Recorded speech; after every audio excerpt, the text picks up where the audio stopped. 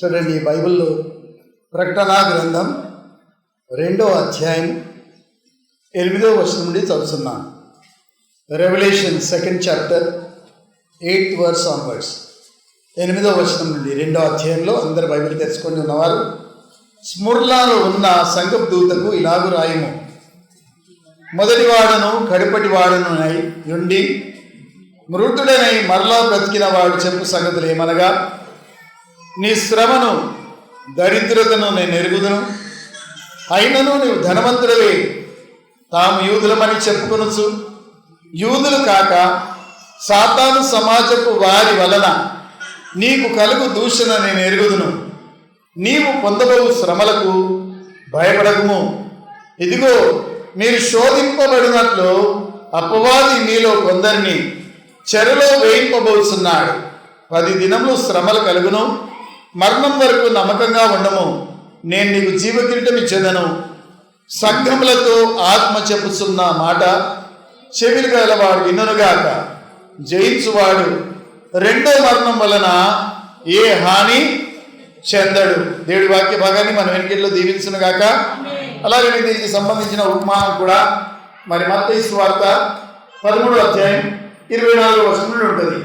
ఆయన మరి యొక్క ఉపమానం వారితో చెప్పిన ఏమనగా, పరలోక రాజ్యం తన పొలంలో మంచి విత్తనం విత్తిన యొక్క మనుషుని పోలి ఉన్నది. మనుషులు నిద్రించుచుండగా అతని శత్రువు వచ్చి గోధుమల మధ్య గురుగులు విత్తిపోయాను.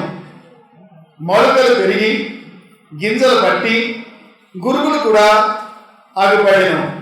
అప్పుడు ఇంటి యజమానుని దాసులు అతని యొద్దకు వచ్చి, అయ్యా, నీవు నీ పొలంలో మంచి విత్తనం విత్తిదివి కదా, అందులో గురుగులు ఎక్కడి నుండి వచ్చినవని అడిగిరి.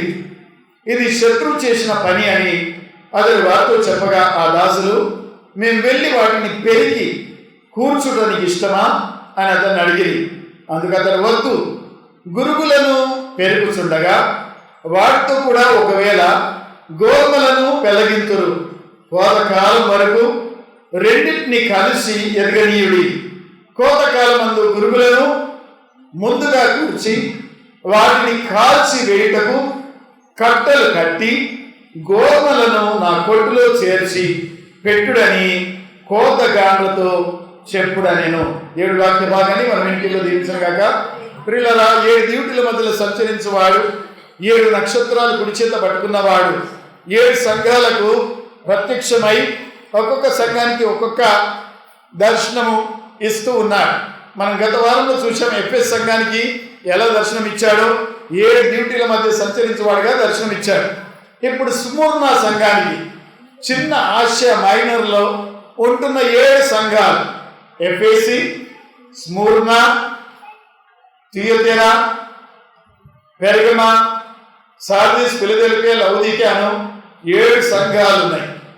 7 సంఘాల దూతలకు దేవుడు వర్తమానం ఇస్తున్నాడు. యేసు ప్రభు కొన్ని మాటలు చెప్తున్నాడు. ఇప్పుడు స్ముర్నా సంఘంలో ఉన్న దూతకు ఇలాగ రాయము. దూత అంటే ఈ భాగంలో దూతలు కాదు, రెక్కలు కట్టుకున్న దూతలు కాదు. దూత అనగా ఇంగ్లీష్లో మెసెంజర్ అని వచ్చింది, అనగా పాస్టర్లు. స్ముర్నా సంఘానికి ఒక సేవకుడు ఉన్నాడు. ఆ సేవకునితో దేవుడు మాట్లాడుతూ అంటున్నాడు, ఇలాగ రాయము. ఏంటిది రాసేది? మొదటివాడును కడపటివాడనై ఉండి మృతులలో ఉండి బ్రతికిన వాడు చెప్పు సంగతులు ఏమనగా. చూడండి, మొదటివాడు, కడపటివాడు, మృతులలో ఉండి తిరిగి లేచిన వాడు చెప్పే సంగతులు ఏమనగా అవి రాయము అని చెప్పి అంటా ఉన్నాడు. మరి చూస్తే ఒక్కొక్క ప్రత్యక్షత ఒక్కొక్క సంఘానికి మరి యేసు ప్రభుల వారు ప్రత్యక్షం అగుచుండగా ఆ మాటలు రాయమని సెలవిస్తున్నాడు.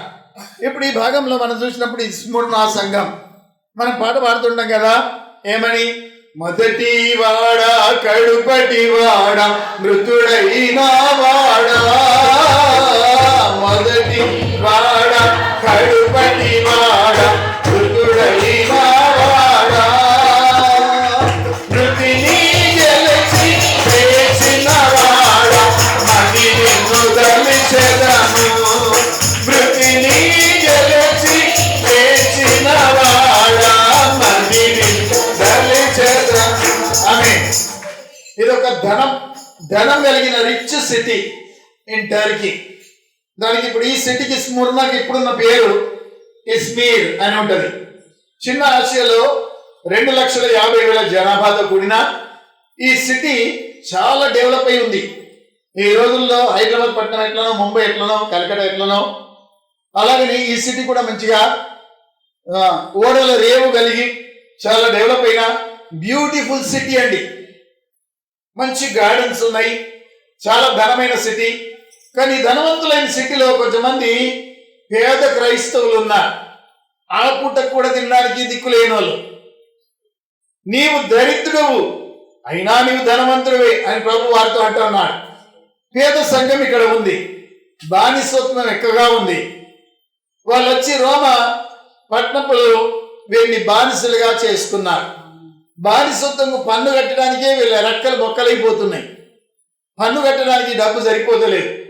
మనకు కూడా రకరకాల పన్నులు గవర్నమెంట్ వారు తీసుకుంటా ఉంటారు. గర్భట్టి వేరా, కరెంటు బిల్లు వేరా, తహసీలు వేరా, ఇలాంటి కొన్ని ట్యాక్సెస్ మన మీద కూడా వేయబడ్డాయి. బ్యాంకులు ఏదన్నా ఉంటే దానికి ట్యాక్స్ జరుగుతూ ఉంటుంది. కనుక ఇక్కడ ఈ స్మరణ అనే సంఘంలో ఎంతో అందంగా ఉన్నప్పటికీ ఇక్కడ ఉన్న క్రైస్తవులు మాత్రం చాలా బీదగా ఉన్నారండి. ఆ పూటకే తినేవారిగా ఉన్నారు. అయితే ఇది ఎఫెస్ సంఘం నుండి 40 మైళ్ళ దూరంలో ఉంటుంది, అంటే 6 అంత దూరం మెట్పల్లి నుండి.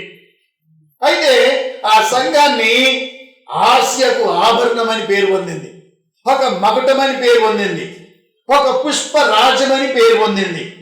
ఆ చిన్న పట్టణమే అది ఎలా ఉందంటే ఒక ఆభరణం లాగా ఉంది. ఆభరణం ఎలా ఉంటుంది ఒంటికి చెప్పండి, ఎంతో అందం ఇస్తుంది కదా. అలాగే స్మరణ అనే సంఘము మంచి ఆభరణం లాగా ఉంది. ఈ సంఘంలో తప్పు ఏం లేదు. ఎఫెస్ సంఘంలో ఏం తప్పు ఉంది? నీ మీద ఒక తప్పు నేను మోపవలసి ఉంది, ఏదనగా నీ మొదటి ప్రేమను వదిలితివి అన్నాడు. ఈ సంఘంలో తప్పులేం కనబడవు. ఈ సంఘం ఆత్మీయంగా ఉంటుంది. ఈ సంఘం మంటతో రగిలి ఉంటుంది. ఈ సంఘము ఆత్మపూర్ణలో ఉండి దేవుని కొరకు బాగా శ్రమపడే గుంపులో ఉన్నారు. వీళ్ళకి ప్రత్యక్షమైనప్పుడు కూడా దేవుడు ఏమంటున్నాడు? నేను మొదటి వాడను, కడపటి వాడను, మృతుడనైతిని, బ్రతికిన వాడను. చెప్పు సంగతులు ఏమనగా మొదటి వాడు కడపటి వాడట. మొదటి వాడు ప్లస్ కడపటి వాడు. దీన్నే ఆల్ఫా ఓమేగా అని మరొక చోట ఉంటుంది. చూడండి 18వ వచనం, మొదటి అధ్యాయం.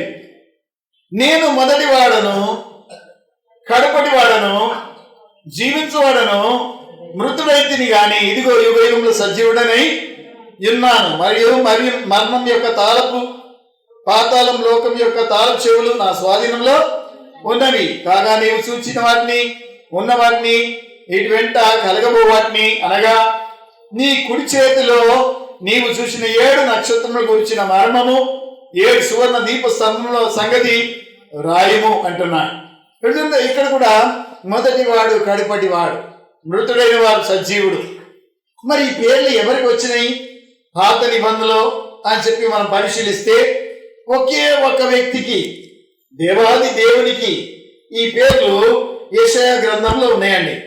మొదటి వాడు, కడపటి వాడని.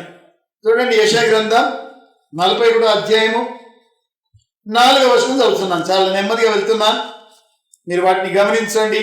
41:4 ఎవడు దీన్ని ఆలోచింపజరియను? ఆది నుండి మానవ వంశములను పిలిచిన వాడనైన యెహోవానగు నేనే. నేను మొదటి వాడను, కడువరి వారితో కూడా ఉండువాడను అని చెప్పి ఉంటుంది. అలాగే 44వ అధ్యాయం 2 కమ్మలు తెలుసుకోండి, 6వ వచనం చదవండి. 44:6 ఏమంటుంది? ఇశ్రాయేలు రాజైన యెహోవా, వారి విమోచకుడు అయిన సైన్యములకు అధిపతియగు యెహోవా ఇలాగు సెలవిస్తున్నాడు, నేను మొదటి వాడను, కడపటి వాడను, నేను తప్ప ఏ దేవుడు లేడు. దేవుడికి స్తోత్రం.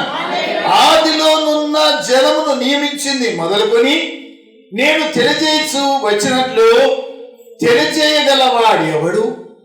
అంటే నేను తప్ప వేరొక దేవుడు లేడు, నేనే యెహోవాను, నేనే మొదటి వాడను, నేనే కడపడు. అంటే ఏసేవారు ఇప్పుడు ఆలోచించండి. ఏసే యెహోవా, యెహోవా ఏసని రుజువైపోతుంది ఇక్కడ. ఏ వ్యక్తి కూడా ఇంతమంది ఋషులు, మునులు, గనులు వచ్చారు నేను మొదటి వాడని అన్నారా? నేను కడపడి వాడని అన్నారా? అంటే యేసు ప్రభుకు ఏ టైం లేదు, ఏ స్పేస్ లేదు, ఏ బిగినింగ్ ఉండకూడదు. దేవుడు అనేవాడు పుట్టడు గిట్టడు ఎప్పుడు కూడా. దేవుడు అనేవాడు ఎలకాలం ఉంటాడు, ఎప్పుడు ఉన్నవాడు అన్నవాడు పేరు కూడా చెప్తాడు చూడండి. ఐయామ్ దట్ ఐయామ్, ఉన్నవాడు అన్నవాడు.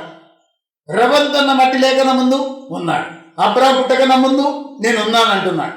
ఐయామ్ అనే మాట పదే పదే పదే పదే ఎన్నోసార్లు ప్రభు వాడినట్టు మనం చూస్తున్నాం. I'm the door, I'm the way, I'm the life, I'm the light.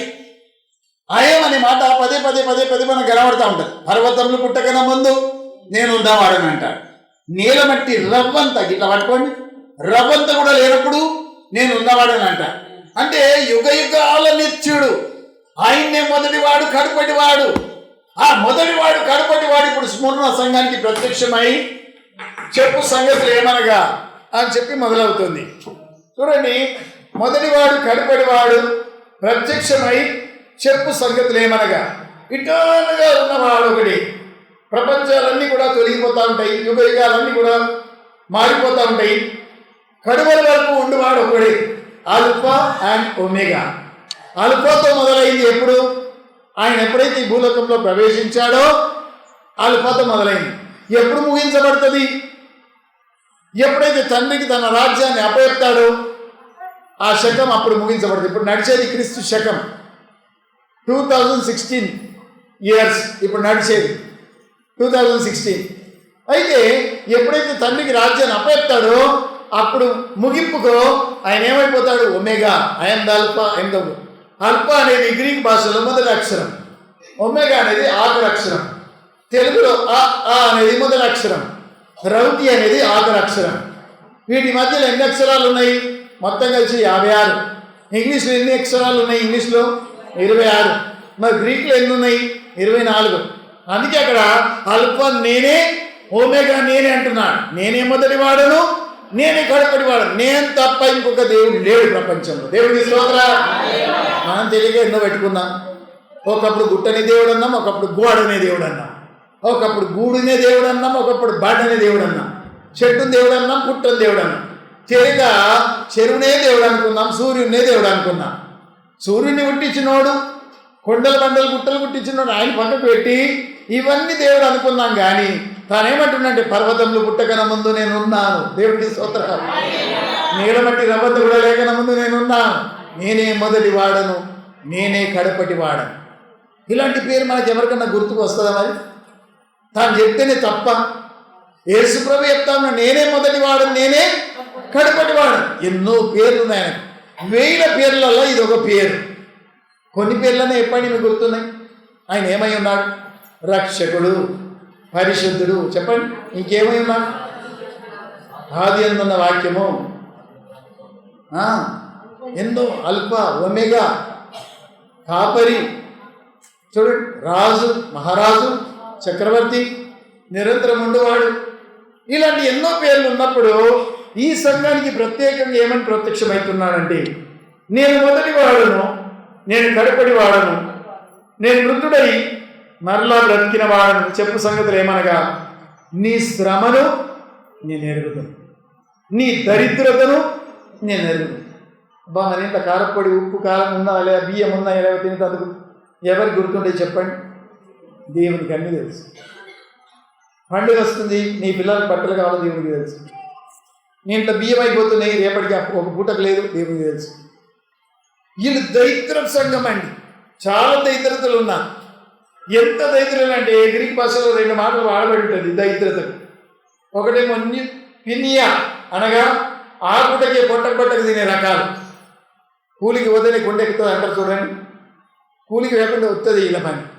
ఇంకో రకమైన పేద సంఘం ఏదంటే టొకోస్ అని గ్రీక్ భాషలో వాడబడేది.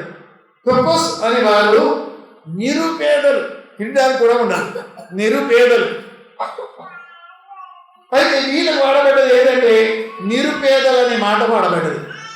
నీ పేదరికం నాకు తెలుసు, నీ శ్రమ నాకు తెలుసు, అయినా నువ్వు ధనవంతుడివి. దేవునికి స్తోత్రం. మీరు ఎలాంటి వారు చెప్పండి? ధనవంతులే అంటున్నాడు ప్రభు. వీళ్ళ శ్రమలు తెలుసు. ఏ శ్రమలు వీరికి వచ్చాయి మనం ఆలోచిస్తే చాలా శ్రమలు పాలయ్యారు. ఆ శ్రమల పాలవుట ద్వారా వీళ్ళలో నుండి చాలామంది క్రైస్తవులను చంపేశారు, వీళ్ళ పాస్టర్లను చంపేశారు, హురకొత్తలు కోసేశారు. మన ఫేస్బుక్లో ఒక వ్యక్తి యోహాను మరియాహా అని చెప్పి పేరుతో ఒక మనిషిని పెట్టారు. ఆయన ఎక్కడో సేవకుడు అట పాపం. ఇన్ఫార్మర్గా ఉన్నామని చెప్పి నానా విధమైన చిత్రహింసలు పెట్టి 3వ నాడు శవం తెచ్చి పడేసి వెళ్ళిపోయింది ఊళ్ళో. బాగా ఈ గొంతు ఇట్లా కోసేసింది, వీపంతా కూడా దెబ్బల మరకలు ఇట్లా కనబడుతుంది, బ్లూ కలర్లో మారినాయి. యోహాన్ పాస్టర్ గారిని పలాన్నోళ్ళు చంపేశారని చెప్పి ఫేస్బుక్లో పెట్టేశారు. వాళ్ళ సంఘ పనులందరూ ఏడుస్తూ ఉన్నారు. అంటే మన ప్రాంతంలో కూడా ఇది వచ్చిందా చూడండి. ఆయా ప్రాంతాల్లో జరుగుతున్నట్టు మనకు తెలుసు. స్ముర్ణ అనే సంఘం చాలా హింసల పాలవుతుంది, చాలా శ్రమల పాలవుతుంది. స్ముర్ణ అంటే యేసు ప్రభు పుట్టినప్పుడు సోనామూర్ లోభాన్ 3 రకాల కానుకలు తెచ్చారు కదా, సాంబ్రాణి, బోలము, బంగారం. ఈ సాంబ్రాణిని దంచి తీస్తే సువాసన వస్తుంది. స్ముర్ణ అంటే దంచి తీస్తే వచ్చే సువాసన, ఆ పేరు పెట్టబడదు. వీళ్ళు నిజంగా దంచబడుతున్నారు. ఇంత అందమైన పట్టణంలో ఒక కాలువ వస్తుంది, ఊరికంతా కాలువ నుండి వారుతూ ఉంటుంది. ఈ పట్టణం వైపు గాలి వీస్తూ ఉంటే ఒక డెడ్ స్మెల్ వస్తుంది.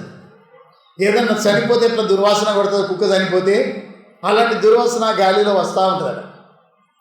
ఈ పట్టణం ఎంతో అందంగా ఉంది, కానీ దుర్వాసన మాత్రం పక్కకే ఉంటుంది, ఊరు ప్రక్కన. ఆ గాలి అంతా ఇటే వీస్తుంది. ఆ గాలికి వీసినప్పుడల్లా మృతదేహపు వాసన వీరికి అంటూ ఉంటుంది. ఈ మృతదేహాలకు వీళ్ళు ఏం చేస్తారంటే చనిపోయిన పీనుగులకు ఈ సాంబ్రాణి ఊస్తారు. యేసు ప్రభు దేహానికి సాంబ్రాణి ఊశారు. అయితే ఇక్కడ ఉన్న సంఘంలో ఎంతోమంది చనిపోతూ ఉన్నారు, ఎంతోమంది హత్య చేయబడుతున్నారు. అయితే ఆ సాంబ్రాణి ఊస్తూ ఉన్నారు. ఈ పట్టణంకు పేరు కూడా అదే వచ్చింది, ఏమి? స్ముర్ణ సంఘము. దేవునికి స్తోత్రం. స్ముర్ణ సంఘము దూతకు ఇలాగ రాయును, మొదటి వాడను కడుపటి వాడను మృతుల నీతిని మరలా బ్రతికిన వాడు చెప్పు సంగతులు ఏమనగా, అంటే మీరు కూడా శ్రమల పాలవుతున్నారు, మీరు కూడా చనిపోతున్నారు. మీకంటే ముందుగా నేను చనిపోయాను. నేను చెప్పే సంగతులు ఏమనగా, ఇదిగో నేనెట్లా యుగాలు ఇప్పుడు సజీవుడనై ఉన్నాను, మీరు కూడా సజీవులు కాబోతున్నారు. మీకు కష్టాలు వచ్చాయి, నాకు కష్టాలు వచ్చాయి. నేను శ్రమల గుండా వెళ్ళాను, మీరు శ్రమల గుండా వెళ్తున్నారు. నేను తాగిన గిన్నెకు మీరు కూడా పెదవులు ఆనిస్తున్నా. కనుక మీరు ధన్యులు, మీ శ్రమ నాకు తెలుసు. అయినా మీరు ధనవంతులే. దేవునికి స్తోత్రం. అయినా మీరు ధనవంతులే అంటున్నాడు.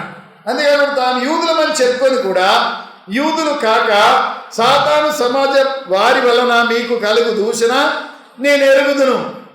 మీరు పొందవు శ్రమలకు భయపడకము. ఇదిగో మీరు శోధింపబడినట్లు అపవాది ఏం చేస్తారు, కొందరిని చెరసాలలో వేయించబోతున్నారు. అంటే భవిష్యత్ చెప్పేసింది వీళ్ళకి. ఏం జరగబోతుంది ఈ సంఘానికి? కొంతమందిని చెరసాలలో వేసేస్తారు. సపోజ్ రేపు మిమ్మల్ని ఎవరన్నా జైలు వేసింది అనుకోండి, కరీంనగర్ జైల్లో, వరంగల్ జైలు. దేవుని నమ్మినందుకు ఎంతమంది ఒప్పుకుంటారు దాన్ని? ఆలోచించండి. రేపు శ్రమలు ఇక్కడ మొదలవుతాయి. మనల్ని పంచాయతీలోకి లాగుతారు, టౌన్లోకి లాగుతారు. అప్పుడు ఎంతమంది ఓర్చుకోగలుగుతాం?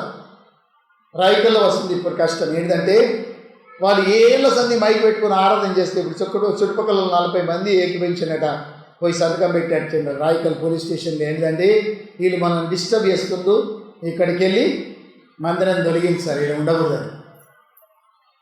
వాళ్ళన్నారా 10-20 ఏళ్ళ సంధి మేము ఆరాధన చేస్తున్నాం, ఇప్పుడు కాదు అప్పుడు కాదు అని వీళ్ళ సంగతి పోయి చెప్పినాడు అక్కడ. చూడండి హింసలు ఎట్లా వస్తున్నాయి చుట్టుకొని. మన ప్రాంతాలకు కూడా హింసలు ఆల్రెడీ వచ్చేసాయి. కానీ ఇలాంటి హింసలు వచ్చినప్పుడు ప్రభు మనతో చెప్పే మాట ఏంటంటే, నీ శ్రమ, నీ దరిద్రత నీ నెరుగుదు. దేవునికి స్తోత్రం. హల్లెలూయా. అయినా నువ్వు ధనవంతుడివి, నువ్వు భయపడవద్దు, నువ్వు ధనవంతుడివి అంటున్నాడు ప్రభు. శ్రమల పాలైన వాళ్ళు చాలా మందిని మనం చూస్తాం గ్రంథంలో. ఫిలిప్పీ పత్రిక 1వ అధ్యాయము 30వ వచనంలో శ్రమలు పొందుట కూడా అది దేవుని కృపనాడు. అందరికీ రావు శ్రమలు. శ్రమలు పొందేటోళ్ళకు అది దేవుని కృపగా ఇవ్వబడతాడు. చదవండి బాగా, అనుగ్రహించబడతాయి. అలాగే 1 కొరింథీ 12వ అధ్యాయము 10వ వచనంలో కూడా పౌలు భక్తునికి ఒక ముళ్ళు ఎన్నో మార్లు ప్రార్థన చేశారు తొలగించమని, అది అలాగనే ఉండిపోయింది. ఫిలిప్పీ 1:30 చూడండి, క్రీస్తునందు విశ్వాసం ఉంచడం మాత్రమే కాకుండా ఆయన పక్షంగా శ్రమపడుటయు మీకు అనుగ్రహించబడేను. ఫిలిప్పీ సంఘానికి కూడా ఇది ఒక అనుగ్రహంగా ఇచ్చాడు దేవుడు. వారు క్రీస్తు కోసం బట్టి విశ్వాసం ఉంచుడు కాకుండా శ్రమ పడుతున్నారు. నువ్వేం శ్రమ పడుతున్నావు ఆలోచించు. నువ్వు సువార్త సాధిస్తే ఎవరన్నా నేను కొట్టారా? మళ్ళొకటి చూశామన్నా, ఎక్కడో సువార్త సాధిస్తా ఉన్నాడు ఒక వ్యక్తి, అమాంతంగా కత్తులు తెచ్చి 2 కాళ్ళు నరికేశాడు. 2 కాళ్ళు అక్కడ పడి ఉన్నా కానీ రక్తం గారిపోతున్న సువార్త మానలేడట. ఇంకా సువార్త చెప్తున్నాడు. ఆ ఫోటో తీశాను లేచి 5 నిమిషాలకు ఒక్కరు చదువుతుందండి క్రైస్తవులు. 5 నిమిషాలు. హింసలు ఆల్రెడీ మొదలైనవి, శ్రమలు ఆల్రెడీ మొదలైనవి. మీరు గట్టి గింజలాగా మారకపోతే తూర్పర పట్టినప్పుడు గాలి చెదరగొట్టు పుట్టులాగా వేరే కుప్పలోనికి వెళ్ళిపోతాం. మనం శ్రమల ద్వారానే తెలుసు ఏది గట్టిదో ఏది పొట్టుదో. మనం గట్టి విశ్వాసంలో ఉన్నామా లేదా శ్రమల ద్వారానే తెలిసిపోతుంది. కనుక ఈ శ్రమలు మనకు రావాలి. దేవుడికి స్తోత్రం. చూడండి, ఎంతో చక్కగా విత్తనాలు చల్లాడు రైతు, నాట్లు వేశారు, నీరు కట్టారు. చిన్నపిల్లలకు పాలు పట్టించినట్టే రాత్రి కరెంట్ వచ్చినప్పుడు ఈయన వాటే పాలు పెట్టవాడు, దానికి పాలు పట్టించినట్టే నీళ్ళు పెట్టవాడు. అది ఎదిగింది, మంచి పంటకు వచ్చింది, కోతకు వచ్చింది. ఆ రైతుని తన చేతులారా నాటుకున్నాడు. ఇప్పుడు ఏం పట్టుకొచ్చింది? కోడలు పట్టుకొని వచ్చాయి. సప్ప సప్ప సప్ప సప్ప పోయేవాడు. దాని తప్పే ఉంది చెప్పండి? నాటివి నీవే, పెంచితివి నీవే, నీరు గడితివి నీవే, మొదటి కైకి లాంటి 2 కైకి లాంటి మందు పోస్తేవి నీవే. ఇప్పుడు మళ్ళీ కోడలు పట్టుకొని సప్ప సప్ప పోయేవాడు. మేమేం తప్పు చేశామయ్యా అని అవి అనొచ్చు కదా. కానీ ఆ కోసే రైతుకే తెలుసు అది ఎందుకు కోరుతున్నాడు, ఎక్కడ కూర్చుకోవాలని. తన కోట్లో కూర్చుకోవాలి. ఉత్తపొట్టును ఏం చేయాలని కళ్ళం దొక్కిచ్చాడు, ఉత్తపొట్టు తగలబెట్టేశాడు. ఉత్తపొట్టులో కూడా కొన్ని గింజలు వెళ్తాయి. అవి కళ్ళం దొక్కించినప్పుడు ఆ గింజలను ఏం చేస్తాడు ఆయన? తాను తన కోట్లో చేర్చుకుంటాడు. మనల్ని కూడా దేవుడు ఒక్క గింజ పోనీయకుండా అందరినీ పరలోకంలో చేర్చాలని ఈ శ్రమలు తీసుకొస్తున్నాడు. కోతకాలం తెరుతున్నాడు. దేవునికి స్తోత్రం. ఎంతకాలం మీరు పెంచబడ్డారు, మంచిదే. వాక్యమని పాలు తాగారు, మంచిదే. కానీ ఒక కాలం కూడా వస్తుంది, కొడలు పట్టుకొని వస్తాడు. కొడలు పట్టుకొని వచ్చినప్పుడు ఎంత ఏడిపోయి ఎంత దుఃఖమో మనకు. కానీ దుఃఖానికి తట్టుకున్న వాళ్ళు ధన్యులు. నీ శ్రమ నేను ఎరుగుదును అంటున్నాడు. దేవునికి స్తోత్రం. హల్లెలూయా. నీ శ్రమ నేను ఎరుగుదును, నీ దరిద్రత నేను ఎరుగుదును, అయినా మీరు ధనవంతులే అంటున్నాడు ప్రభు. శ్రమలు వచ్చిన భక్తులు కొంతమంది ఉన్నారు. యోబు భక్తునికి చాలా శ్రమలు వచ్చినాయని యోబు గ్రంథం 1వ అధ్యాయం 8వ వచనంలో రాయబడింది. ఆయన గొర్రెలు గోజలన్నీ కూడా నశించిపోయాయి, పిల్లలు కూడా చనిపోయారు, బిడ్డలు కూడా చనిపోయారు, కొడుకులు చనిపోయారు. వారు చూస్తే గొర్రెలు తొలగిపోయినాయి. ఒక్కో దినమందు ఈ ఉన్న ఆస్తంతా కూడా ఊడ్చి తీసినట్టే వెళ్ళిపోయింది. ఆయన ఒక్కడు తన భార్య మాత్రమే మిగిలిపోయారు. అన్ని శ్రమలు వచ్చినా ఏమన్నాడు ఆయన? యెహోవా ఇచ్చెను, యెహోవా తీసుకున్నాను. అంటే కుండ అగ్నికెళ్ళి తీసిన తర్వాత ఎట్లా గనగన మోగుతుందో అలాగ మోగిండు. ఏమని మోగాడు? శ్రమల పాలైనోడు ఏమని మోగుతుండు? టంటనని మోగినట్టు యెహోవా తీసుకున్నాను, యెహోవా ఇచ్చాను గనక ఆయన నామం స్తుతించబడింది కాక అన్నాడు. యోసేపుకు 13 ఏళ్ళు శ్రమలు వచ్చాయండి. అన్నదమ్ముల చేతనే అమ్మబడ్డాడు. అక్కడ వెట్టి చాకిరీ చేశాడు. పోతిఫర్ ఇంట్లో అంట్లు తోమాడు, ఇల్లు ఉడిచాడు. తర్వాత ఆయన పెద్ద మంచిగా ఆయన పన్నులందరి మీద నియమిస్తే కొన్నేళ్ళు అక్కడ పనిచేశాడు. నమ్మకంగా ఉన్నాడు. అలాంటి నమ్మకంగా ఉన్న మీద మళ్ళీ నింద వచ్చిందా రాలేదా? ఆమె ఇంటామెని నింద మోపి ఆయన జైలుకి పట్టించింది. అయినా ఆయన ఏమన్నా అన్నాడా? ఏమన్నా జైల్లో పడి ఉన్నాడు. ఈ 13 ఏళ్ళ శ్రమ తర్వాత దేవుడు ఎక్కడ ఎక్కించాడు? ఆయన ఎక్కడ పెట్టాడు చెప్పండి? ఓ సింహాసనం మీద ఎక్కించాడు. దేవునికి స్తోత్రం. అప్పుడు ఆ దేశానికి ఆయన ప్రధానమంత్రిగా మారాడు. అంటే శ్రమలు వచ్చిన తర్వాత మనం ఎలాంటి వారమో గుర్తవుతుంది. పౌరు భక్తునికి శరీరంలో ఒక ముళ్ళు పెట్టి తీమడి తీశాడా దేవుడు? ఉండని, నా కృపనికి చాలు అన్నాడు అంతే. 1 కొరింథీ 12:10. అలాగని పేతురుతో ప్రభు చెప్తున్నాడు లూకాసు వార్త 22లో, షీమోనా షీమోనా, సాతాను నిన్ను జలించుటకు కోరుకున్నది కనుక ధాన్యం గింజలను అది జల్లించినట్లు సడెంగొట్టినట్టు నిన్ను సాతాను సడెంగొట్టబోతుంది కనుక నువ్వు గట్టి గింజలాగా ఉన్నావో లేదో తెలుసుకోవడానికి. గనుక నీ విశ్వాసంను స్థిరపరచుకో, కాపాడుకో. నువ్వు స్థిరపడిన తర్వాత నీ తోటి సహోదరుల విశ్వాసం కూడా స్థిరపరచని పేతురుతో ప్రభు ముందుగానే పలికాడు. అంటే పేతురు కూడా శ్రమ వచ్చింది, పౌలుకు శ్రమ వచ్చింది, పాతకాల అపొస్తలులకు శ్రమ వచ్చింది, స్మరణ సంఘానికి కూడా శ్రమ వచ్చింది. మరి నీకు నాకు బయటల ద్వారా కాకుండా సంఘపుల ద్వారానే కొన్ని శ్రమలు రావచ్చు, అత్తే రావచ్చు, ఇంటల ద్వారా రావచ్చు, కుటుంబీకుల ద్వారా రావచ్చు, కులం ద్వారా రావచ్చు. ఇవన్నీ మనకు శ్రమలు, మన చేస్తున్న బిజినెస్లో శ్రమలు రావచ్చు, మనం చేస్తున్న జాబులు స్టాఫ్ ద్వారా రావచ్చు. మనకు ఇవన్నీ శ్రమలు వచ్చినప్పుడు మనం నమ్మకంగా ఉండాలి. దేవునికి స్తోత్రం. ఆది అపొస్తలుల కాలంలో కొంతమందిని వాళ్ళ ముందే హతం చేశారండి. హతం చేసినప్పటికీ విశ్వాసంలో చాలా బలపడి వీళ్ళు అక్కడక్కడ చెదిరిపోయారు. స్టెఫెను రాళ్లతో కొట్టి చంపబడ్డారు. స్టెఫెనును చంపిన తర్వాత యెరూషలేము పట్టణం నుండి అందరూ కూడా ఆయా ప్రాంతాలకు చెదిరిపోయారు. ఆయా ప్రాంతాలకు ఎందుకు చెదిరిపోయారంటే నిప్పు రవ్వలు వీళ్ళు ఏ ప్రాంతానికి వెళ్ళినా ఆ ప్రాంతాన్ని ఏం చేశారు, మంట రగిలించేశారు. అంతే. దేవునికి స్తోత్రం. యేసు దేవుడు అని రుజుపరిచారు వాళ్ళు. కనుక మనల్ని కూడా అక్కడక్కడ చెదరగొడతారు దేవుడు. 2 తిమోతి 2వ అధ్యాయం 12వ వచనంలో ఏమంటుందంటే, సద్భక్తితో బ్రతకగోరు వారందరూ హింసించబడదురు.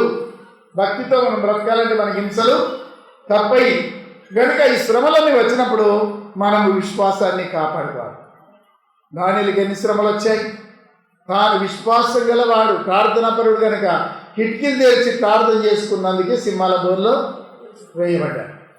నిందల పాలై నిత్య నిబంధన నీతో చేసిన దానియేలుకు, నిందల పాలై నిత్య నిబంధన నీతో చేసిన దానియేలుకు సింహాసనమిచ్చినావు, సింహాలను మూసినావు, సింహాసనమిచ్చినావు, సింహాలను మూసినావు. సర్వోన్నతుడా నీవే నాకు ఆశ్రయ దుర్గము, సర్వోన్నతుడా నీవే నాకు ఆశ్రయ. చూడండి, శ్రమలు నేను ఎరుగుదును అన్నా. రెండో మాట, నీ దరిద్రతను నేను ఎరుగుదును. ఎంత వీళ్ళు దరిద్రులు! యేసు ప్రభు కూడా మనల్ని ధనవంతులుగా చేయుటకై దరిద్రుడిగా వచ్చినని మొదటి కొరింథీ 8వ అధ్యాయంలో రాయబడి ఉంటుంది. ఆయన పుట్టినప్పుడు కనీసం తలదాచుకోవడానికి కూడా స్థలం లేదు. మరి ఒక కొట్టాన్ని ఏరుకున్నది, ఆ కొట్టంలో ప్రసవించింది. పశువులు కుడిది తాగే తొట్టిలో ఇంత గడ్డేసి పరుండబెట్టబడ్డారు. అప్పుడు ప్రభు కనీసం మరి మందిరానికి ఏమన్నా అర్పిస్తామన్నా లేదు. వారికి 2 పావుర పిల్లలు అర్పించారంటే ఎంత పేదలు అయితే పావుర పిల్లలు అర్పిస్తారు?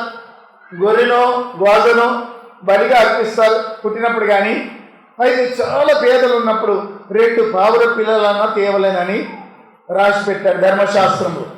కనుక లేవీ గ్రంథంలో రాసినప్పుడు వీళ్ళు పావుర పిల్లలు తీసుకెళ్ళిందండి. చాలా పేద స్థితిలో వీళ్ళు ఉన్నారు. దేవునికి స్తోత్రం. హల్లెలూయా. అయితే ఆ పేదరికంలో ఉండి పైకి వచ్చారు కనుక ఇప్పుడు కూడా ఉండడానికి ఇల్లుందా? మరి ఒక చోట ఏమంటుంది ప్రభు చాలా బాధతో, ఆకాశ పక్షులకు గూళ్ళు ఉన్నాయి, నక్కలకు బయలు ఉన్నాయి, కానీ మనుష్య కుమారుడికి తలవాసుకోవడానికి కూడా స్థలం లేదన్నా. మీ అయ్యగారు పన్ను కట్టరా? పన్ను కట్టండి అని చెప్పి అడగడానికి వచ్చాను. ఏం పన్ను కట్టాలి? ఏ ఇంట్లో ఉంటుందని వాళ్ళకి ఇల్లే లేదు. అయినప్పటికీ అడవికి వాడికి చొప్పున ఎక్కడికి వెళ్ళిపోతుండ్రు? ఒలివ కొండకి వెళ్ళిపోతుంది. కొండ మీద అంటుండ్రు, కొండ మీద నివసించి కొండ మీద దిగి దినంలో సేవ చేస్తున్నా. అయినా కొంతమంది వచ్చి పన్ను కట్టరా అని అడిగితే ప్రభు ఏమన్నాడు పేతురుతో? పన్ను ఎవరు కడతారు? కుమారులా రాజులా? అయితే కుమారులే కడతారు, పిల్లలు కడతారు ప్రజలు.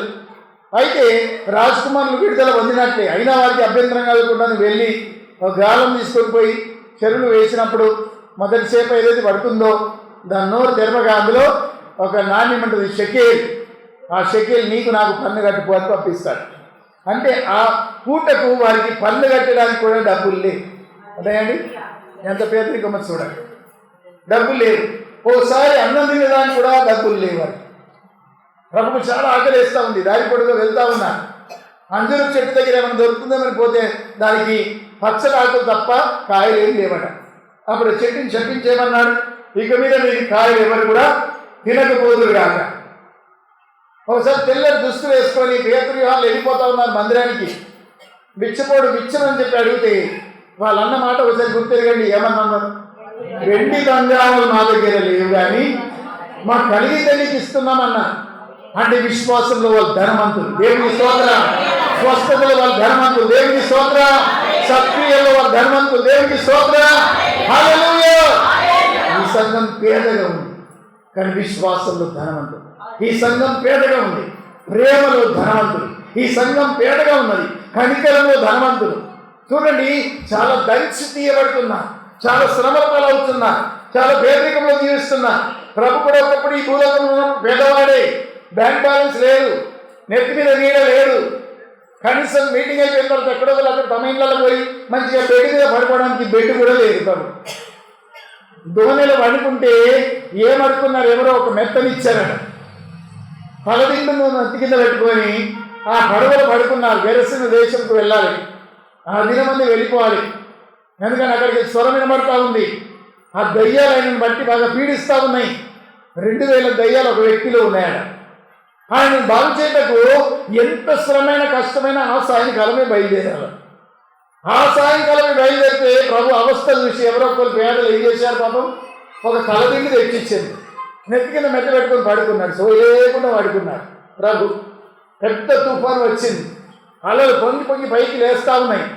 అప్పుడు వీళ్ళు ఏమని లేపారు, ప్రభు నీ ప్రభావానికి చింతలేదా, నేను నశించిపోతున్నానంటే ప్రభు లేచి తుఫాను గర్దించాడు. ఆ గలీల్ సముద్రం నేను కూడా చూశాను. దాంట్లో సముద్రంలో అలలు వచ్చిందంటే అలలు ఎప్పుడు వస్తూ ఉంటాయి. గలీల సముద్రం, అందులో చేపలు పట్టుదల పడుతూ ఉంటారు. పడవలు నడిచేది నడుతాం, కొన్ని కిలోమీటర్లు ఆవరించుకొని ఉంటుంది. 10 కిలోమీటర్ల వెడల్పుతూ ఉంటుంది. కానీ గలీల సముద్రం, దానికి సముద్రం అంటారు కొన్ని చోట్ల ద లేక్ ఆఫ్ గలీలీ, లేక్ కూడా అంటారు. అంతగానే వాడే మనకు దూరం దగ్గర చూసినా అంతగానే వాడే, అంత పెద్ద లేక్ అది. ఆ లేక్ అప్పుడప్పుడు అలలు వస్తూ ఉంటాయి. అయితే అందులో వెళ్ళేటప్పుడు కూడా ప్రభుకు నెత్తికి తలగడ ఒకళ్ళు ఇచ్చారు, దాని మీద పడుకున్నాడు. ప్రభు లేచి సముద్ర తుఫాను గర్జించినాడు మనం చూస్తున్నాం. కనుక తినడానికి ఆహారం కూడా లేదు, మంచినీళ్ళు తాగడానికి ఇంట్లో మంచినీళ్ళు ఉంటాయి, ఒలివకుండా పోతాయి అని చెప్పి ఉందా ఏదైనా గ్యారెంటీ? ఒకసారి దాహం కలిగి చాలా అలసిపోయి బావి దగ్గర కూర్చున్నాడు. అప్పుడు సముద్ర స్త్రీ నీళ్ళు చేసుకోవడానికి వచ్చింది. అమ్మ కొన్ని నీళ్ళు అని అడుగుతున్నా. అయ్యా మీరు యూదులు, మేము సమరియలు, మీకు మాకు ఎక్కడికి పొత్తు అని అన్నది. అమ్మ నేను నీకు జీవజలం ఇస్తాను, నేను ఎవరో నీకు తెలిసే అంటే, అయ్యా చేరుకోవడానికి ఇంత దూరం రాకుండా అది నాకు ఇచ్చేయన్నది. అప్పుడు ప్రభు నాన్ని పెర్మిట్లు పిలుచుకొని రాపో. అయితే ఆమె నాకు ఎవరు పెర్మిట్లు లేదు, నువ్వు 5 మంది ఉంచుకున్నావు, ఇప్పుడు ఉన్నవాడు కూడా నీ వాడు కాదని గుట్టు బయట పెట్టింది. ప్రభు గుట్టు బయట పెట్టగానే ఆమె గుండె తగిలిమన్నది, పోయి ఊరంతా కూడా తీసుకొచ్చింది. మెస్సయ్యని కనుగొన్నాను, రండి మెస్సయ్య వచ్చేవాడు మీరేనా అని అడిగింది. ఆ ఒకే ఒక ప్లేస్లో మెస్సయ్య నేనే ప్రభు చెప్తాను. నీకెక్కడ కూడా మెస్సయ్య నేనని చెప్పలేదు. నేనే అల్పను, నేనే ఓమేగను, నేనే మొదటి వాడను, నేనే కడపటి వాడను. యెహోవాకు వాడబడిన పేర్లు ప్రభుకు వాడబడ్డాయి. నేనే యెహోవాని ఎక్కడ ఆయన చెప్పలేదు, కానీ మెస్సయ్య నేనే అని ఆ ఒక చోట ఆ సందర్భంలో మాత్రమే మనకు కనబడుతుంది. మెస్సయ్య నేనే, దేవుడి స్తోత్రం, హల్లెలూయా. మీరు ఒక పేద కుటుంబంలో ప్రభు జన్మించాడు. తాను జన్మించినప్పుడు కూడా ఉండడానికి ఆయన ఇల్లు లేదు. అయినప్పటికీ గెత్సేమని తోటని వాడుక చొప్పున వాడుకొని అక్కడ పడుకునేవాడు. అయితే శిష్యులు కూడా పేదలై ఉన్నారు, అప్పొస్తలులు కూడా పేదలై ఉన్నారు.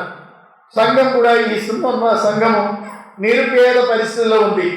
2 కొరింథీయులకు రాసిన పత్రిక 8వ అధ్యాయము 2వ వచనంలో కూడా మళ్ళీ ఇదే శబ్దం వాడబడ్డదండి. నిరుపేదలు అంటే ఏం కూడా లేనోళ్ళు, నిరుపేదలు. 2 కొరింథీ 8వ అధ్యాయం 2వ వచనం. చూడండి, ఎలాగనగా వారు బహు శ్రమల పరీక్షించబడగా అత్యధికంగా సంతోషించిరి. చూడండి, వారు నిరుపేదలైనను ఏం చేశారు? వారు దాతృత్వం బహుగా విస్తరించాను. అంటే దేవునికి ఇచ్చే విషయాల్లో బహుగా విస్తరించారు. చూడండి, దేవునికి ఇచ్చుట్లో వాళ్ళు వెనకబడిపోలే. అంత పేదగా ఉన్నప్పటికీ, అంత పేద ప్రజలైనప్పటికీ దాతృత్వం బహుగా విస్తరించాను. దేవునికి ఇచ్చుట్లో బహుగా విస్తారంగా ఉన్నారట ఈ సంఘం, కొరింథీ సంఘం. నిరుపేదలే కానీ దేవునికి ఇచ్చుట్లో వెనకబడిపోలే. దేవునికి స్తోత్రం, హల్లెలూయా. అప్పుడే దేవుని సేవ ఎత్తుపట్టి నలువైపులా కూడా సేవ జరుగుతూ ఉంది. కొరింథీ సంఘం యావత్తులో పౌలు 3 ఏళ్ళు ఉండి ఎఫెసులో చుట్టుపక్కల ఏరియాస్ అన్నింటిలో కూడా సంఘాలు స్థాపించగలిగాడు. స్ముర్నా సంఘం స్థాపించింది ఎవరైనా ఆలోచిస్తే అపోస్తలులు 19:10లో ఎఫెసు సంఘంలో 3 ఏళ్ళు ప్రభు ఉన్నప్పుడు, పౌలు ఉన్నప్పుడు పౌలు గారి వాక్యం వినడానికి ఆయా ప్రాంతాల నుండి జనం కదిలేరు. ఇది 40 కిలోమీటర్ల దూరంలో ఉంటుంది. అంటే ఆర్మూరు నుండి కూడా ప్రజలు వచ్చారన్నట్టు ఈ ప్రాంతానికి. అప్పుడు ఆ సంఘం స్థాపించబడింది, స్ముర్నా సంఘం. ఈ స్ముర్నా సంఘంలో చూడండి, చాలా పేదలు ఉన్నారు, దాతృత్వం విస్తరించిన వాళ్ళు ఉన్నారు, దేవునికి ఇచ్చుట్లో బహుగా ధనవంతులుగా ఉన్నారు. వాళ్ళు దేవుని సొమ్ము అంటే భయపడతారు వాళ్ళు. అలాంటి అప్పుడు ప్రభు ఏమంటున్నాడు లూకాసు వార్త 6:20లో, బీదలైన మీరు ధన్యులు, పరలోక రాజ్యం మీది అంటున్నాడు. దేవునికి స్తోత్రం. పేదలైన మీరు ధన్యులు. మరి ఆత్మ విషయమై దీనులైన వారని చెప్పి మత్తయి సువార్తలో రాసి ఉంటే లూకాసు వార్త 6:20లో ఏముంటుంది? బీదలైన మీరు ధన్యులు, పరలోక రాజ్యం మీది అంటున్నాడు. దేవునికి స్తోత్రం, హల్లెలూయా. అయితే వీళ్ళు పేదలైనప్పటికీ ఒక పని చేస్తున్నారట. ఏంటో పని చూద్దామా? మీరు కూడా పని చేయాలని 2 కొరింథీ 6:20 చూడండి. 2 కొరింథీయులకు రాసిన పత్రిక 6వ అధ్యాయం 10వ వచనం. 6వ అధ్యాయం 10. పరిచారకులమై ఉండి అన్ని స్థితులలో మమ్మల్ని మేమే మెప్పించుకునిచున్నాము. మేము మోసగాళ్ళమైనట్లుండి సత్యవంతులము, తెరబడిన వారు ఉన్నట్లు, బాగా తెలిసిన వారము, చనిపోతున్న వారమైనట్లుండి కూడా బ్రతుకుతున్నాము, శిక్షించబడినట్లుండి కూడా చంపబడని వారము, దుఃఖపడినట్లుండి కూడా ఎల్లప్పుడు సంతోషిస్తున్నాం. ఇది మార్కి చేసుకోండి. ఇప్పుడు లాస్ట్ లైన్, దరిద్రులమైనట్లుండి కూడా అనేకులను ఐశ్వర్యం కలిగిన, అనేకమైన ఐశ్వర్యము కలిగించువారం, అనేకులకు ఐశ్వర్యము కలిగించువారం. అంటే దరిద్రులుగా ఉన్నారు వీళ్ళు. తోటవాడి దుస్తులు కూడా సరిగా లేవు, అయినా ఏం చేస్తున్నారట? అనేకులను ఐశ్వర్యవంతులుగా చేస్తున్నారట. అంటే అనేకులు ధనవంతులు అయిపోతున్నారు. దేవుని నమ్మిన ప్రజలు చిట్టపురు ధనవంతులు అయిపోతున్నారు, ఐలపురు ధనవంతులు అయిపోతున్నారు. యూసుఫ్ నగర్ వాళ్ళు ఏమవుతుందో ధనవంతులు. సాధారణ వాళ్ళు ఏం చేస్తారు? వాళ్ళకు బట్టలు కూడా సరిగా కట్టరాకపోవు, బాత్రూమ్లు కూడా ఉండకపోవు. అలాంటి వారు ఏమైనా మంచి ఇల్లు కట్టుకొని, మంచి దుస్తులు కట్టుకొని మనకంటే టాప్ తయారైపోతున్నారు, ధనవంతులు అయిపోతున్నారు. వాళ్ళు పేదగా ఉండి కూడా సేవకులు అనేకులను ఏం చేస్తున్నాడ? ధనవంతులుగా చేస్తున్నాడు. దేవునికి స్తోత్రం, హల్లెలూయా. క్రీస్తును నమ్మిన వారు ధనవంతులు. దేవునికి స్తోత్రం చెప్పాలి, హల్లెలూయా. వారిని దేవుడు బహుగా ఆశీర్వాదిస్తాడు. వాళ్ళ పిల్లలు ధనవంతులు అయిపోతారు, వాళ్ళ పిల్లలు గొప్ప చదువులు చదువుతారు, వాళ్ళ ప్రాంతం అంతా దీవించబడుతుంది, వాళ్ళ ప్రాంతం అంతా కల్చర్డ్ అయిపోతుంది. ఎప్పుడైతే యేసు ప్రభువుని మనం నమ్ముకుంటామో గొప్ప గొప్ప ఉద్యోగాలు మనకు వచ్చేస్తాయి.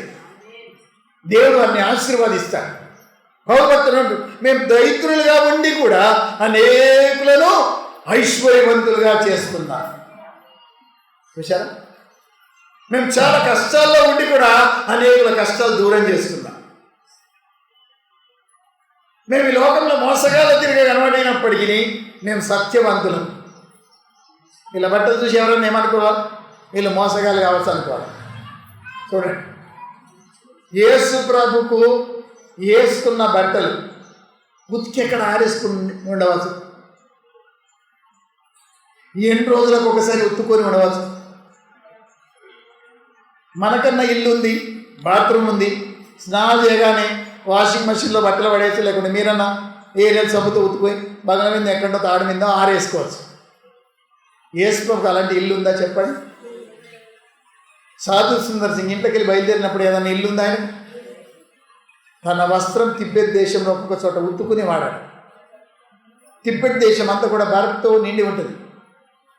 మనసు గడ్డలకి వెళ్ళి నడుచుకుంటా వెళ్ళిపోయేవాడు. ఎప్పుడైతే ఈయనను కాలు చేతులు కట్టి ఈ మూట బావిలో ఈ చేతి ఇరుగొట్టి మూట బావిలో ఎత్తేసారు. ఒక బావిలో అందులో అన్ని పీనుగులే ఉన్నాయట. ఎటు చేతి పెడితే అటు కుళ్ళిపోయిన పీనుగులే చేతి కట్టుకున్నాయట. ఆ వాసన మరణానికైనా ఒప్పుకుంటాం కానీ ఆ దుర్వాసనకు ఒప్పుకోరాడు. అంత దుర్వాసన అదంతా. దాని మీదకి వెళ్ళి మూత వేసేసారు. తాళపు చేయి లామా తీసుకొని తన నడుపు కట్టుకున్నాడు.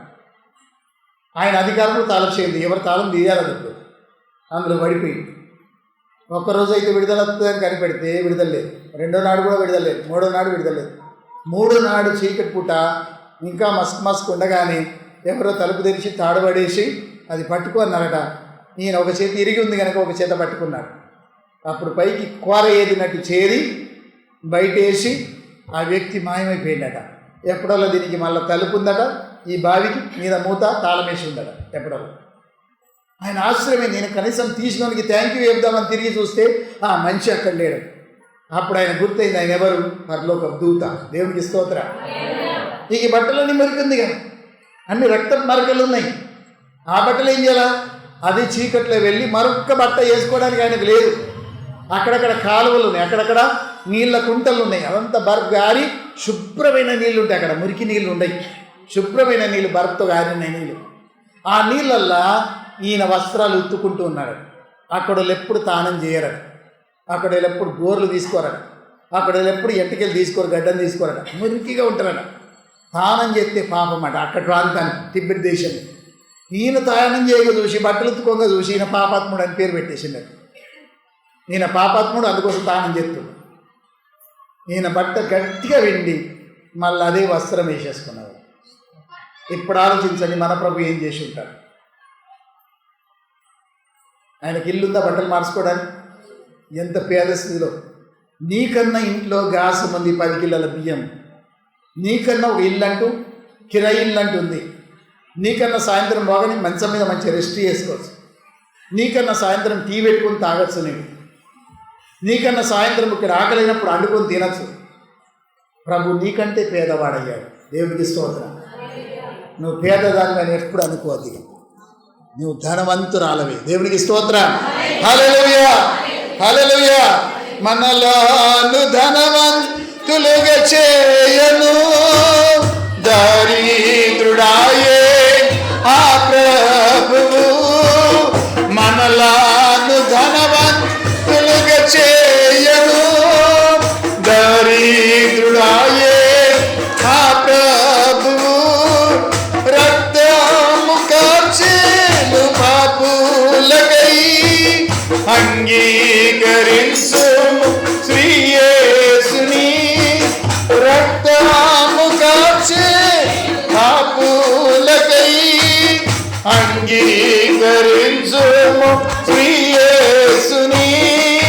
చూడుము ఈశనని కల్వారిని. ప్రేమ ప్రభువు నీకై నిల్చుండేను. గొప్ప రక్షణ నివాసుడు సిలువలో ఉన్నాడుగా. సిలువలో. యాకోబు పత్రిక 2వ అధ్యాయం 5వ వచనం చదువుతున్నా. నా ప్రియ సహోదరులారా ఆలకించుడి. ఈ లోక విషయంలో దరిద్రులైన వారికి విశ్వాసమందు భాగ్యవంతులుగాను తన్ను ప్రేమించు వారికి తాను వాగ్దానం చేసిన రాజ్యమునకు వారసులుగాను ఉండుటకు దేవుడు ఏర్పరచుకొనెను. చూడండి, ఈ లోకంలో దరిద్రులైన వారట విశ్వాసంలో ధనవంతులు. దేవునికి స్తోత్రం. ఏ ధనంను దేవుడు కోరుతున్నాడు ఆయన దృష్టిలో? నువ్వు బాగా ఒక 10,000 జీతం కలిగి ఉండాలి, నెలలకు కట్టలు రావాలా, ఇంటికి 50,000 జీతం, 1,00,000 జీతం, 1,00,000 నుండి 2 లక్షలు సంపాదించాలి. ఇవి దేవుడు కోరుతున్నాడా? లేక విశ్వాసంలో ధనవంతులుగా మారాలని కోరుతున్నాడు? రేపు నీకు రావచ్చు, దేవుడు తలంచుకుంటే నీకు 20,000 జీతం కూడా ఇవ్వచ్చు. కానీ మన పరిస్థితి ఏంటి?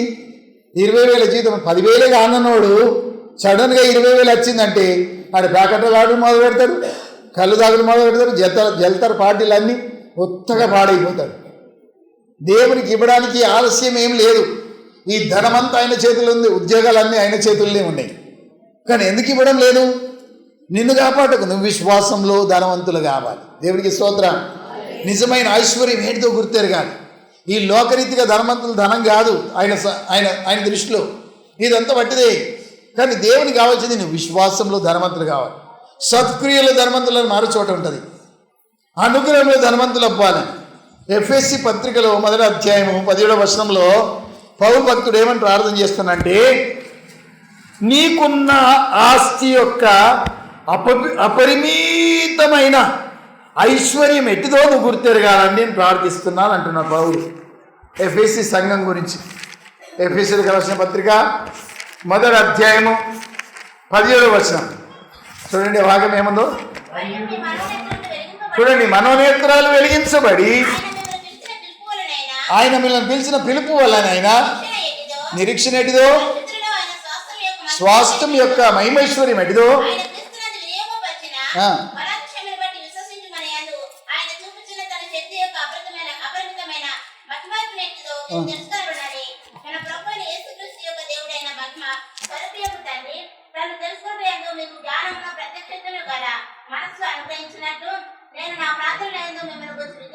ఆమేన్. చూడండి 19వ వచనం ఉంటుంది, ఆయన స్వాస్థ్యం యొక్క మహిమేశ్వర్యం ఎట్టిదో. అమ్మో, పరిశుద్ధులలో ఆయన స్వాస్థ్యం యొక్క మహిమేశ్వర్యం ఎట్టిదో. పరిశుద్ధులకు మనకు స్వాస్థ్యం ఉంది, మనకు భూములు ఉన్నాయి. కేసీఆర్ 2 బెడ్రూమ్లు ఒక హాల్ ఇస్తుండేమో కానీ 2 BHK. మనకు ప్రభు ఇచ్చేది ఆ స్వాస్థ్యం యొక్క మహిమ ఎట్టిదో మీరు తెలుసుకోవాలి. ఆ ఇండ్లకున్న వజ్రాల పునాదులు, బంగారు గోడలు, ముత్యాల తలుపులు, ఆ స్వాస్థ్యం ఎంత గొప్ప స్వాస్థ్యమో, దాని మహిమ ఎటువంటిదో మీ మనోనేత్రాలు చెరబడి నీ ఇల్లు నువ్వు చూడగలగాలని ఎఫ్ఎస్ సంఘం కోసం ప్రార్థన చేస్తున్నాను.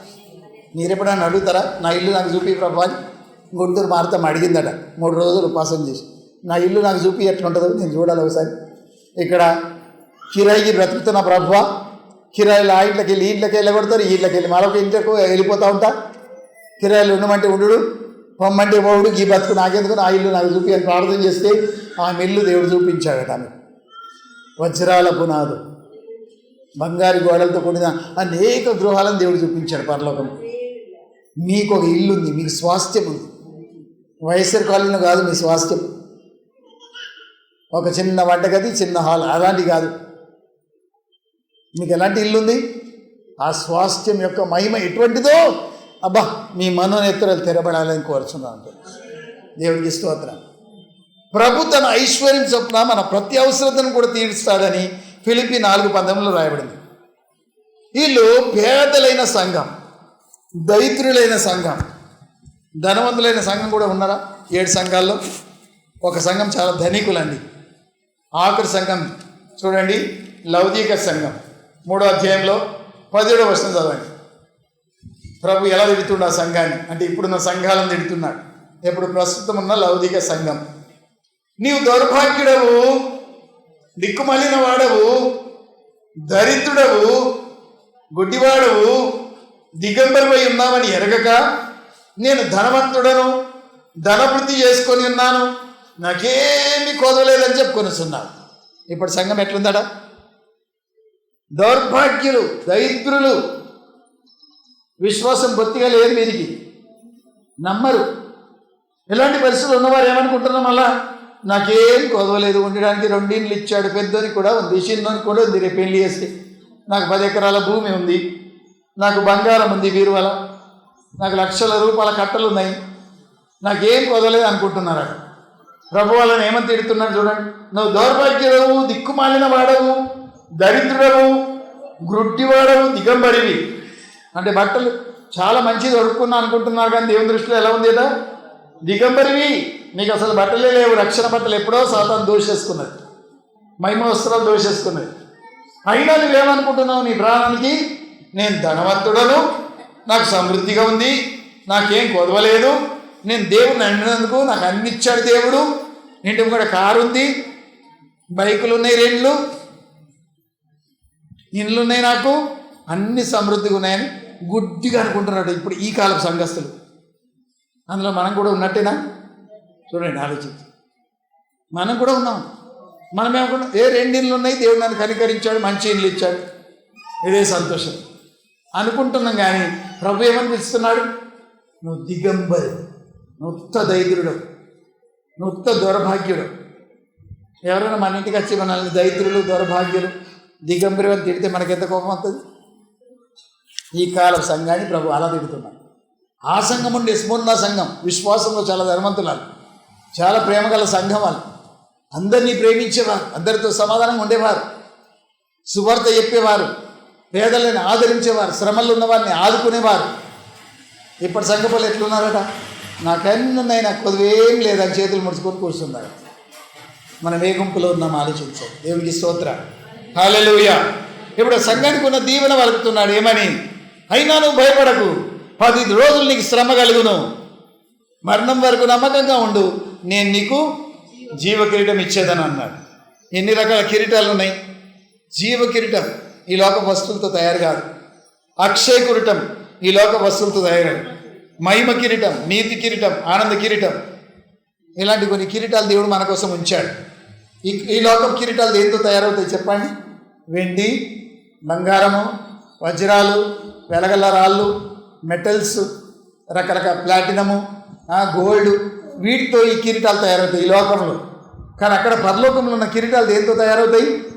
కాబట్టి జీవ కిరీటం, మహిమ కిరీటం, అక్షయ కిరీటం, వాడబారని కిరీటం, అలాంటివి ఉంటాయి. కనుక ఇలాంటి కిరీటము నీకు ఇస్తా, మరణం వరకు నమ్మకంగా ఉండు అంటున్నాడు. ఎవరు చెప్తున్నారు ఈ మాట? ముళ్ళ కిరీటం పెట్టుకున్న వ్యక్తి. దేవునికి స్తోత్రం. నీకోసం నా కోసం ఏం పెట్టుకున్నాడు తల మీద? ముళ్ళ కిరీటం. ఎంత బాధాకరం చూడండి. ఆయన ముళ్ళ కిరీటం పెట్టుకొని నీకు మహిమ కిరీటం ఇవ్వాలని ఇష్టపడుతున్నాడు. మరి కొన్ని కిరీటాలు కూడా ఈ లోకంలో దేవుడు మనకి ఇచ్చాడు. వృద్ధులు పిల్లలకు కిరీటము, నెరిసిన తల, చెప్పండి, నెరిసిన తల వృద్ధులకు కిరీటము, సొగసైన కిరీటము, సంవత్సరంలో నీవు దయా కిరీటము ధరింపజేస్తున్నావు. 103వ కీర్తనలో ఒక కిరీటం ఉంటుంది. ఏం కిరీటం అది? ఏదో ఒకటి ఉంటుంది కిరీటం, లవింగ్ అండ్ కైండ్నెస్ అని ఇంగ్లీష్లో ఉంటుంది. కరుణా కటాక్షముల వారికి కిరీటంగా నీవు ఉంచుతున్నావు. దేవునికి స్తోత్రం. ఎస్తేరు రాజమకుటం ధరించుకొని వచ్చిందట. ఎస్తేరు నాలెడ్జ్ కొంతమంది కిరీటంగా దేవుడు పెట్టాడు. వారు చాలా జ్ఞానంతో ఉంటారు, వాళ్ళు పలికితే జ్ఞానం గల మాటలు పలుకుతారు. పిల్లల్ని దేవుడు కిరీటంగా పెట్టాడు. పెళ్లి చేసి ఏమన్నాడు? సామెతలు 12:4లో యోగ్యురాలు తన పెనిమిటికి కిరీటము. దేవుడికి స్తోత్రం. యోగ్యురాలు అంటే తన పెనిమిటికే కిరీటం. హల్లెలూయా. అయితే ఇలాంటి కొన్ని కిరీటాలు ఉన్నప్పుడు సంఘానికి దేవుడు, స్మరణ సంఘానికి, మరణం వరకు నమ్మకంగా ఉండు, నీకు నేను జీవ కిరీటం ఇస్తా అన్న తర్వాత ఆఖరికి ఇంకొక దీవెన పలికాడు. ఏమని? 2వ మరణం వల్ల నీకు హాని ఏం జరగదు. 11వ వచనంలో చూడండి. జయించువాడు 2వ మరణం వల్ల హాని జరగదు. అంటే 2వ మరణం కూడా ఉందా? ఉన్నదా అండి? 2వ మరణం ప్రకటన గ్రంథంలో 3 సార్లు వచ్చింది. ఒకటేమో 2:11 మనం చదువుకున్న భాగంలో, తర్వాత 20వ అధ్యాయం 6వ వచనంలో కూడా, 14వ వచనంలో కూడా 2వ మరణం ఉంటుంది. చదవండి. 20వ అధ్యాయం 14వ వచనం చూడండి. మరణమును మృతుల లోకమును అగ్నిగుండంలో పడవేయబడింది. అది అగ్నిగుండమే 2వ మరణం. చూసారా, అక్కడ 2వ మరణం వచ్చింది. మళ్ళీ 14వ వచనం 20వ అధ్యాయంలో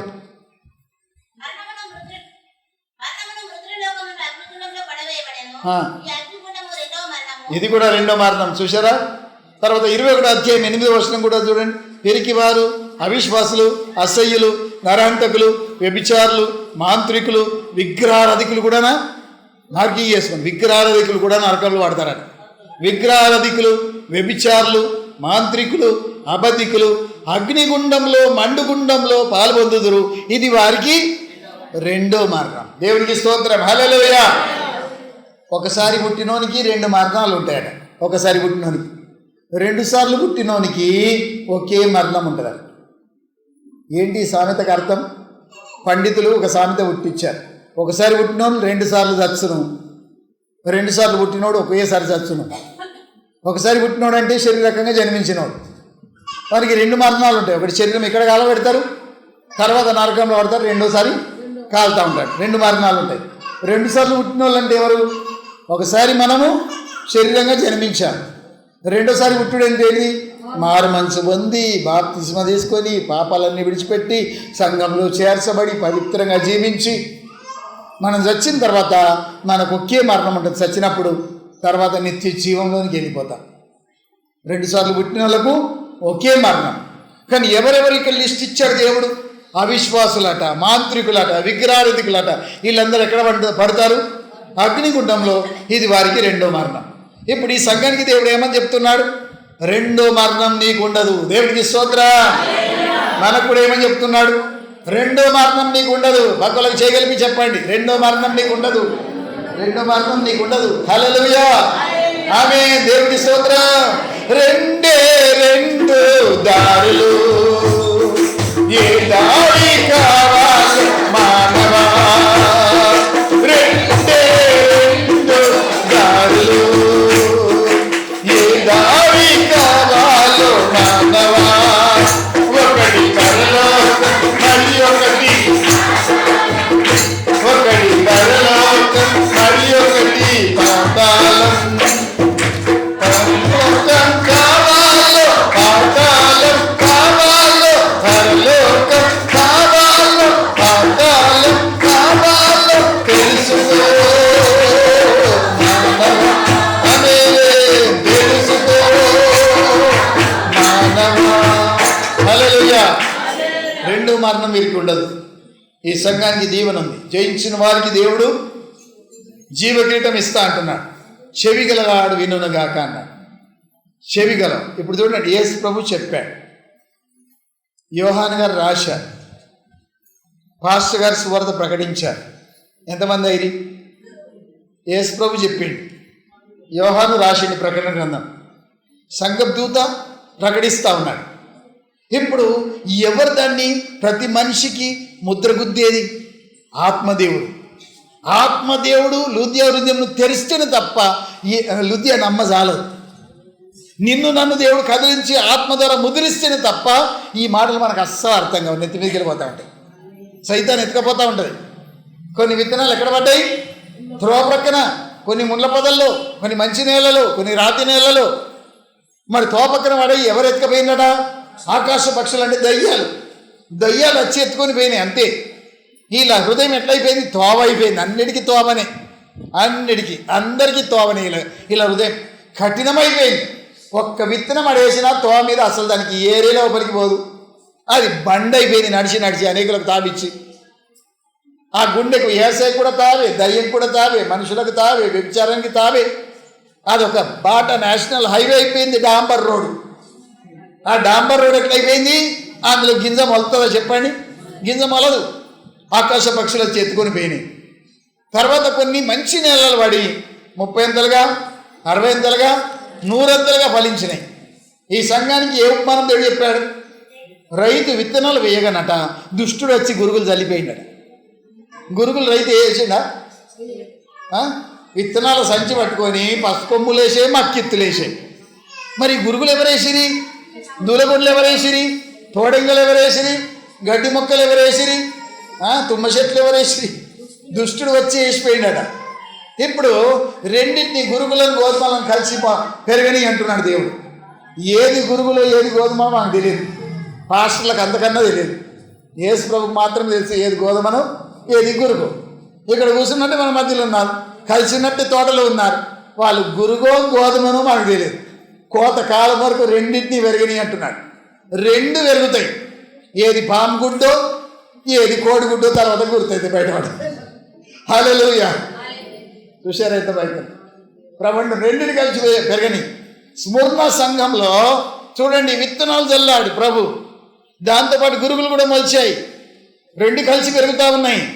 యుగ సమాప్తే దానికి ఇక తీర్పు. అప్పుడు గోధుమలను తీసుకుపోయి కోట్లు వేసుకుంటాడు, గురుగులన్నింటినీ తగలబెట్టేస్తాం. మనం తగలబెట్టే గుంపులో ఉందామా చెప్పండి? మనం కోట్లో సమకూర్చబడే గుంపులో ఉందామా? జయించువాడు 2వ మరణం హాని లేదు అని. జయించిన వానికి జీవకిరీటం ఉంది, జయించిన వానికి గొప్ప ప్రతిఫలం ఉంది. ఈ లోకంలో నువ్వు జయించాలి. దేవునికి స్తోత్రం. రండి అందరూ కూడా తల వంచండి, మోకరించండి, ప్రార్థన చేసుకుందాం.